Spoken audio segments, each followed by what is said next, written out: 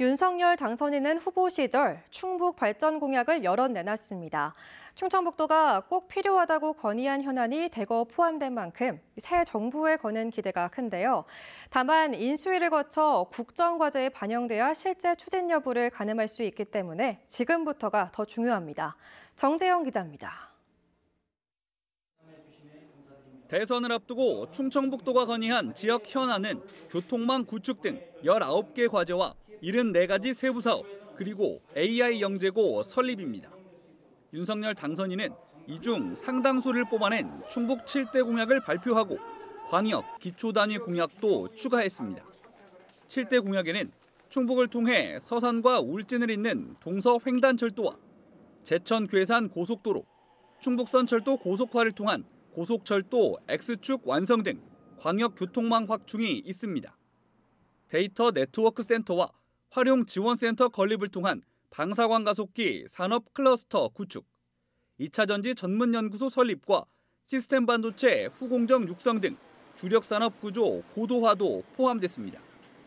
특히 당내 경선 때부터 약속한 청주 도심 통과 충청권 광역철도를 메가시티의 초석으로 삼아 광역 생활경제권 시대를 완성하겠다며 1번 공약으로 내걸었습니다.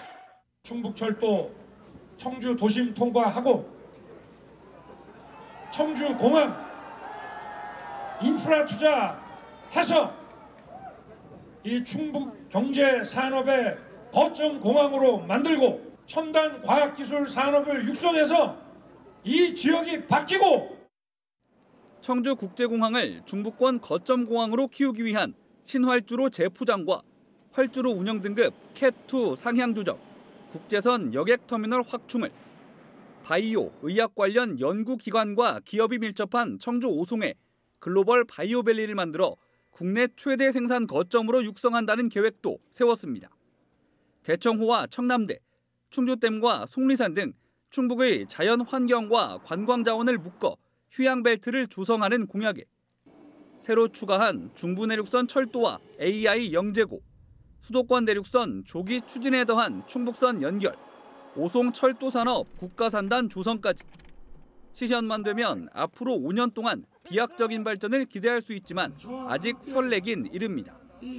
곧 구성될 대통령직 인수위원회에서 지역별 공약을 분석해 옥석을 가리고 5월에 출범하는 윤석열 정부가 이를 토대로 국정과제 반영 여부를 결정하는 과정이 남아 있습니다. 국정과제에 반영되지 않는 공약은 빠질 수 있는 겁니다.